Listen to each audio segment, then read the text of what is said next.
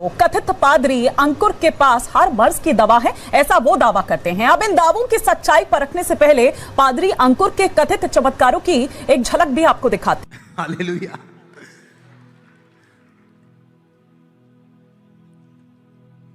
अब पता नहीं लोग कहां हैं जो मीडिया में चिल्लाते रहते हैं। देखो ना ये टेस्टिमनी, जाओ ना, चेक करो। अगर सुनो, अगर मुझे किसी ने मीडिया पर बुलाना है, दुनिया का सबसे बड़ा चैनल ले आओ, मैं जाऊंगा।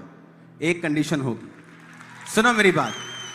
प्रॉब्लम क्या है, ये लोग अपना एजेंडा साबित करते बोलने का मौका नहीं देते, क्योंकि स्विचिंग इनके हाथ में होती है। तो मैं चैलेंज करता हूं आज, स्विचिंग मेरी टीम के हाथ में होगी, तुम्हारी टीम भी बैठेगी, मेरी टीम भी बैठेगी। सुनो सुनो मेरी बात, हम आधे घंटे का लाइव नहीं करेंगे, हम 7 दिन 24 घंटे लाइव करेंगे। ओके, तुम्हारे सवाल होंगे, मेरे जवाब होंगे। ऐसे नहीं आधा घंटा क्या कर दिया, क्या कर दिया पता ही। सुनो, मैं ऐसी बहस में शामिल नहीं हो सकता। मुझे अगर जवाब देना है, उस बात का जवाब में 25 मिनट लगेंगे, मैं बोलूंगा।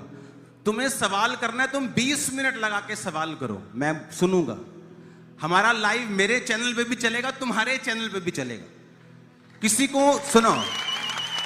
को अधिकार नहीं होगा कि चैनल कट कर दे कि बस जी अब प्रोग्राम हो गया, अब हम ऐड देखेंगे जी चॉकलेट की। नो नो नो, कोई चॉकलेट ऐड नहीं आएगी।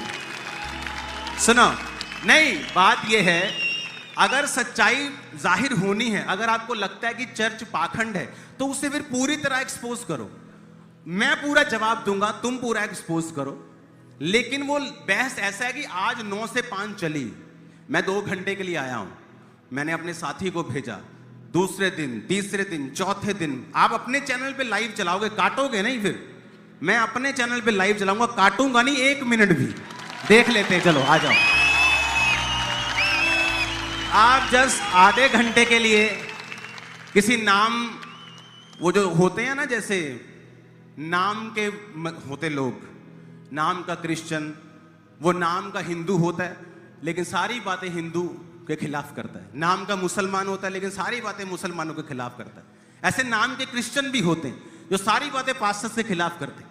तो वो ABCD नर्सरी वाली छोड़ के मैं मिनिस्ट्री में आया हूं। मैं भी तुम्हारे जैसा ही था। ओके, वो जो नर्सरी वाली गेम्स होती है ना, वो अपने पास रखो। वो गेम्स हमने खेली हैं, छोड़ी हैं, परमेश्वर में आए तभी। अगर किसी को सच्चाई जाननी है, आ जाओ, लेकिन लगातार लाइव चलेगा, कोई काटेगा नहीं उसको। और सुनो, लाइव चलेगा, एडिटिंग नहीं होगी फिर उसमें, लाइव चलेगा, लाइव, ऐसे जैसे अब लाइव चल रहा है। आ जाओ, अगर है तो हिम्मत तो है, आ जाओ, देख लेते हैं, आ जाओ। मैं ऐसी गवाहियां खड़ी करूंगा जो उन्हीं के लोग होंगे, मैं आपको बता रहा हूं। जाओ चेक करो और देखो, करो चेक। लेकिन आप आधे घंटे के लिए बुलाकर वो 4 लोगों को बिठाकर सिर्फ 2 मिनट देंगे, तो 2 मिनट में तो मेरा इंजन गर्म भी नहीं होगा। और डीजल इंजन होता है ना, पहले उन्होंने 5-10 मिनट से उन्होंने गर्म कर दे सवेरे कि चलाना आज। मैंने कभी 1 घंटे की मीटिंग नहीं की होगी। आए आधा घंटे का सरमन, 15 मिनट ये 15, मेरा तो 1 घंटे में इंजन गर्म होता है कि अभी तो गर्म हो रहा है, अभी तो चलेगा। हालेलुया। अगर तो सच्चाई जाननी है, अगर तो दुनिया के सामने सच्चाई रखनी है ना, मैं आपके साथ हूं। फिर मैं बताता हूं किस तरह से रखनी चाहिए सच्चाई। कि एक बंदा अगर गवाही दे रहा है, हम आज इस भाई की मान लो गवाही देते हैं, कल चैनल वाले जाएं, इस गवाही को वेरीफाई करें कि ये झूठ बोल रहा है, उसको धमकाएं कि अगर तू झूठ बोल रहा है, तेरे पीछे हम फलाने डिपार्टमेंट को लगा के तुझे जेल में डाल देंगे। उसको डराएं भी, फिर देखें कि क्या वो सच बोल रहा है कि झूठ बोल रहा है। तो कम से कम 10-15 दिन तो लगेंगे, नहीं लगेंगे? मेरी बात को समझ रहे कि नहीं? तभी लोगों को सच्चाई मालूम होगी कि एक्चुअल में क्या है। आप सिर्फ 15 मिनट के लिए चाहते हो कि मैं फोन पे डिडी डू डू करें, आप ये डिडी करें, वो मुझसे नहीं, वो ड्रामा नहीं होगा। हालेलुया। और आए फिर रोज लाइव चलेगा अंकुर नूरुल्लाह मिनिस्ट्री चैनल, तुम्हारा जो भी चैनल है, लाइव चलेगा 7 दिन कॉन्टिन्यूस। मेरी टीम बैठेगी, तुम्हारी टीम भी बैठेगी। कोई किसी को अधिकार नहीं वो कट कर दे, एडिट कर दे, चुप कर जाए, कोई ऐड आ जाए, कुछ नहीं होगा। देखो फिर मजा आता। देखो ये गवाहियां क्या सबूत नहीं है? कौन है ये लोग? ये वो लोग हैं जो परमेश्वर को नहीं जानते थे, परमेश्वर में आने से पहले अच्छी गवर्नमेंट पोजीशंस के ऊपर है। कोई डॉक्टर है, कोई टीचर है, कोई बायोलॉजी में है, और आगे टेस्टिमनीज दे रहे हैं कि इस तरह से जो होठों से मेरा आदर करते हैं और हृदय से दूर है, वो कोई परमेश्वर की महिमा को प्राप्त। परमेश्वर उनसे घृणा करता है। परमेश्वर चाहता है हम होठ से नहीं पर अंदर से क्या पाए जाए? शुद्ध। अंदर से उसके उत्तम आराधक कहलाए, अंदर से हमारे जीवन के अंदर परमेश्वर की महिमा प्रकट की जाए। हम कई बार चोले बदल देते हैं लेकिन हृदय को नहीं बदलते। हृदय को नहीं, हमें चोला नहीं बदलना है, पर क्या बदलना है? हृदय। हृदय यहां शुद्धता हो रहा है, और जब ये शुद्धता है तो परमेश्वर कहता है हम उसके घर में प्रवेश करने पाएंगे, हम स्वर्ग के राज्य में जाने पाएंगे। तीसरा विचार आज के लिए क्या कह रहा है परमेश्वर का वचन इसी 4 पद में? और जिसने अपने मन को व्यर्थ बात की ओर नहीं लगाया। कितनी उत्तम बात लिखी हुई है ना? जरा हम अपने आप को जांच लें, हम कितना अपने मन को व्यर्थ बात की ओर नहीं लगाते। अगर हम व्यर्थ बात की ओर नहीं लगा रहे हैं तो आप सब ब्लेस्ड हैं, और कहां जाएंगे? वो स्वर्ग राज्य, कोई रोक नहीं सकता। वहां स्वर्गदूत खड़ा भी होगा गेट के ऊपर, लेकिन आपने अपने मन को व्यर्थ बात की ओर नहीं लगाया तो उसका कोई हक नहीं कि वो आपको रोके। कहेगा भैया जा, है वो स्वर्ग में जाने देगा। लेकिन हमने अपने मन को व्यर्थ बात की ओर लगाया तो हम कभी भी परमेश्वर के राज्य में प्रवेश नहीं करेंगे। हम क्या करते हैं? हमारे जो अंदर है ना, हमारा जो दिमाग है अच्छा कम सोचता है, बेकार ज्यादा सोचता है। मेरे चाचा की जमीन इतनी है, मेरे पास क्यों नहीं? कहीं मेरे चाचा ने मेरे बाप की तो नहीं दबा ली है? अच्छा नहीं सोच रहे। क्या सोच रहे हैं? भले चाचा ने ईमानदारी के साथ रखा, लेकिन वो हुई कैसे? हम खोजबीन करें। हमारा एक भाई था, हमारे पिताजी का मकान था।